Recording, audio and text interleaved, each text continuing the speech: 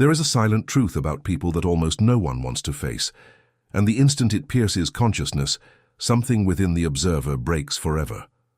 Dr. Sterling spent decades excavating this invisible border between what we see in others and what we project upon them, and what he found deep down was not solace but a mirror. Because the greatest human deception has never been the lies of others, but the way our own psyche completes, stitches and embroiders parts of that face that never existed. Whoever understands this never looks at anyone the same way again. And whoever has not yet understood it suffers without knowing why. Most people, Dr. Sterling observed with almost surgical precision, do not suffer because of who the other person was. They suffer because of who they imagined the other person to be. This sentence seems simple, almost banal, but within it lies the key to almost all effective pain in adult existence. Because suffering, in the Jungian perspective, rarely stems from contact with reality. It stems from the clash between reality and the internal image that was constructed without conscious permission. And it is precisely for this reason that so many moments of waking up begin not with a visible betrayal, but with a subtle, almost imperceptible disillusionment that only later finds a name. If this phenomenon has found its audience, if something in these words has touched an ancient layer, comment below with the word, the alchemy. This word is not decorative.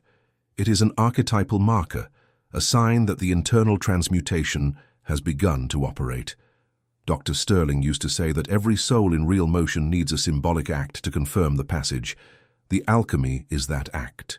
The error that almost every human being commits, especially in the most intimate relationships, is an error of psychic stitching. One meets someone kind and assumes that this person will also be loyal.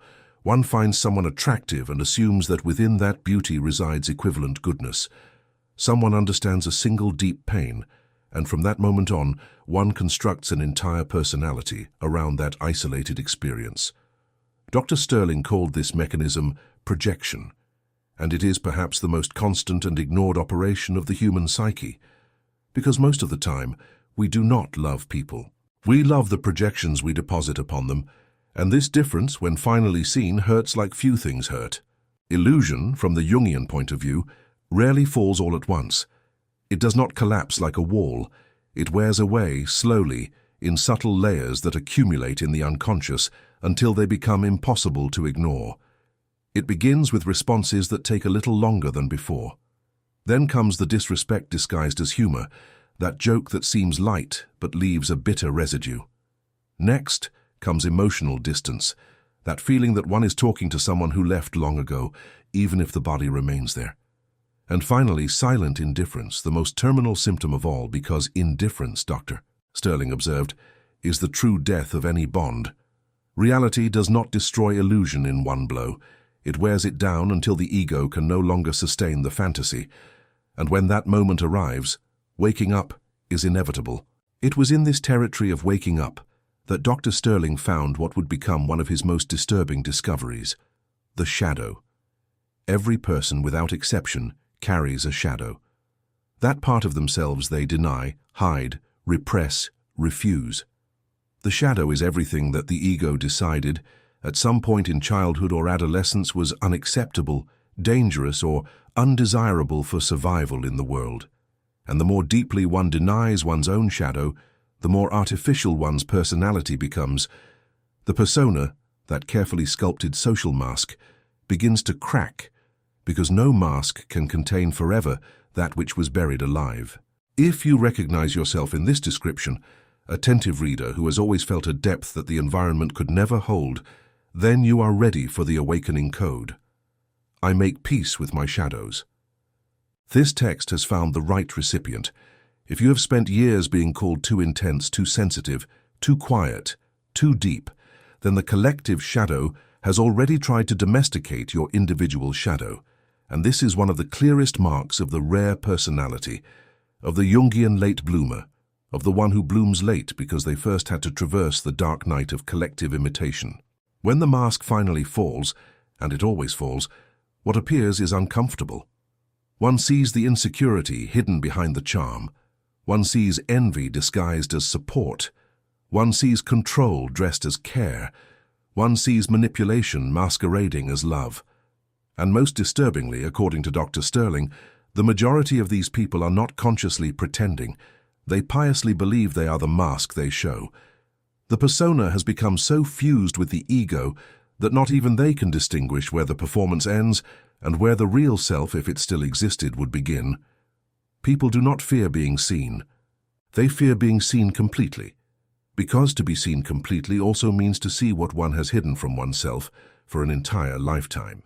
There is an exact moment when this waking up begins, and it is almost never dramatic.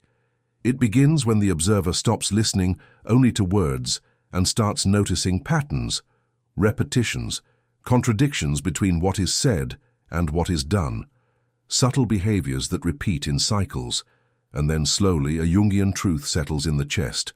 Patterns reveal more about a person than any promise ever could, because the promise belongs to the persona, the pattern belongs to the shadow, and it is always the shadow that governs even if the ego refuses to admit it. And this is exactly where Dr. Sterling discovered something that disturbs the entire structure of the collective human experience.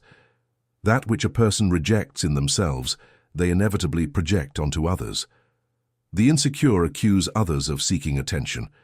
The manipulators lecture on loyalty. The controllers describe themselves as protectors.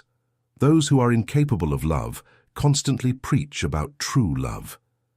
That which bothers someone most in another's behavior, Dr. Sterling observed, almost always hides something that this person has not yet been able to face within themselves. Projection is the mechanism by which the unconscious returns to the world what the ego has refused to integrate. And that is why so many relationships survive for decades without real love. They do not survive out of love, they survive out of denial. Denial is what keeps dysfunctional families functioning, toxic friendships continuing, and worn-out relationships dragging on. Many relationships, Dr. Sterling realized, do not end when love disappears. They end when consciousness appears, because consciousness is incompatible with illusion. And here is the exact point where many readers of Dr. Sterling get stuck. Because understanding the concept intellectually is not enough. Reading about individuation does not produce individuation.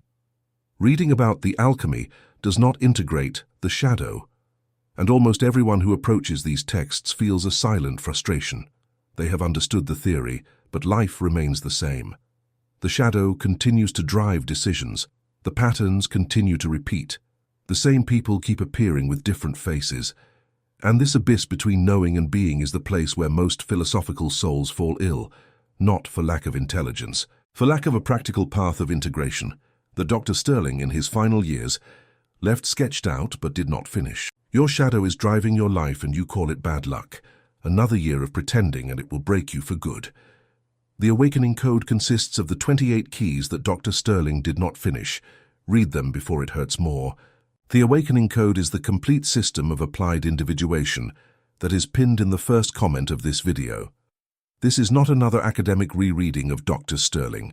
These are 28 operative keys that reorganize the way the shadow is recognized, dialogued with, and integrated into daily life. The system is how I make peace with my shadows. It gathers the core modules, guided sessions of active imagination, and the circle of those walking together through the same journey. There was an anonymous reader of this material who spent 15 years reading Dr. Sterling without being able to apply anything, and within a few months inside the system, saw for the first time the exact pattern by which their shadow chose romantic partners to reenact unintegrated wounds. What years of solitary reading did not provide, structured integration delivers. The spots in the circle are limited because the guidance requires real depth. For those who are ready, access is in the first pinned comment. But first one must show the next layer of it all, because without it, nothing that follows makes sense. And the next layer is also the most uncomfortable, because upon beginning to notice these mechanisms in others, they inevitably appear within oneself. One begins to notice that some people only value those who pull away, that others only reach out when they need something, that many only love the version of someone they can control, manage, predict. And then a phrase emerges that Dr. Sterling would write like this if he was still writing: "Some people do not love who you are becoming. They love who you were when you were still easy to manage. This is one of the most cutting truths of individuation, because it reveals that the process of becoming whole costs relationships. It always does. When waking up begins, the observer becomes harder to manipulate, harder to deceive, harder to control, but also harder to fit in. The Sterling-esque truth isolates before it liberates, and this is a phase that no one should go through without guidance, because it is precisely here that many seekers retreat, return to their old persona, and end up living what Dr. Sterling called the unlived life, the most tragic destiny that can befall a soul that has sensed its own depth. Write in the comments the phrase "I make peace with my shadows," not as an empty repetition, but as an archetypal declaration. Dr. Sterling observed that the unconscious responds to symbolic acts with the same seriousness with which the conscious responds to contracts. When someone writes such a statement, they are signaling to their own psyche that they are ready to receive back what they had banished, and what returns is never what one imagined. It is always something greater. The darkest part of this crossing, however, is not seeing the shadow of others. It is recognizing one's own. This is the mistake that almost every person waking up makes in the beginning. They see the darkness of others with surgical clarity, but remain blind to their own. Dr. Sterling taught with the patience of someone who had seen this 1,000 times that real transformation only begins when the subject recognizes their own ego, their own need for validation, their own desire for control, their own fear of abandonment. The shadow, he said, is not evil. It is hidden humanity. It is the raw material of the soul, that which was rejected by the persona but which carries, paradoxically, the individual's most authentic, vital energy. Inside the shadow also dwells what Dr. Sterling called the golden shadow, those luminous qualities that were repressed, because the environment could not withstand the light of the child that once was. And here one arrives at the great revelation. There are no completely good people. There are no completely evil people. What exists are wounds, fears, desires, internal conflicts that no one chose but everyone carries. Every human being, Dr. Sterling concluded after decades of analysis, is waging an invisible war against archetypal forces they can barely name. When this understanding truly settles in, something in the way of looking at the world changes permanently. You stop looking for perfect people. You begin to see real people. You understand that everyone wears masks, that everyone carries wounds, that everyone lives in contradiction between persona and self.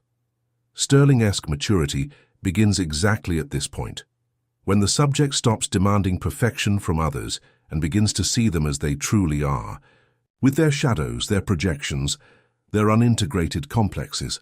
And it is precisely here that the most painful truth emerges. The danger, in the end, was never the possibility of being deceived by others. The true danger has always been within. It was the need. It was the loneliness. It was the misdirected hope. It was the projections cast upon any available face. People, Dr. Sterling realized, do not always deceive. Often one's own need to believe in them deceives first. The ego, wounded and hungry, stitches meaning where there was no meaning. It projects love where there was only convenience. It projects loyalty where there was only habit. It projects depth where there was only silence. And when reality finally asserts itself, the pain one feels is not exactly the pain of what the other person did. It is the pain of recognizing what one chose to see, even when all the signs said otherwise. If this text is reaching someone who feels all these layers at once, then it is time for a final observation that Dr. Sterling left written in one of his most intimate letters, and which can be paraphrased as follows. Whoever looks outside dreams, whoever looks inside is waking up. This phrase is the silent chorus of all individuation. Looking outside is to continue projecting. Looking inside is to begin gathering one's own projections, one by one, until only the self remains, that archetypal center that Dr. Sterling considered the true goal of all conscious existence. And here the cycle is completed, because everything said up to this point, about projection, about shadow, about mask, about patterns, about disillusionment, converges into a single realization. Clarity does not make anyone cold.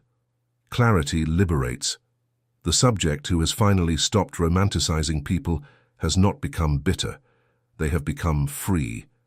Free to love who is truly in front of them and not the fantasy built upon that person. Free to walk away without guilt from those who were never truly present. Free to recognize without adolescent nostalgia that some relationships were always stagings of unintegrated needs on both sides. And this freedom, Dr. Sterling knew, is the highest prize of individuation. To observe patterns, listen to intuition, traverse masks without hostility but without naivety, recognize your own shadow before denouncing the shadow of others, gather your projections like someone collecting lost pieces of their own soul. This is the path, and no single book takes anyone to the end of it. Remember, for those ready to go beyond intellectual understanding, the integration system is in the first pinned comment. The Awakening Code was built precisely to bridge the gap between the reader of Dr. Sterling and the practitioner of Dr. Sterling, between who knows and who is, between who speaks of individuation and who effectively makes the crossing. The 28 keys are not theory, they are doors, and each door crossed returns a part of the soul that had been given to the world in exchange for acceptance. The day someone stops romanticizing people is the day they finally begin to see reality with clarity.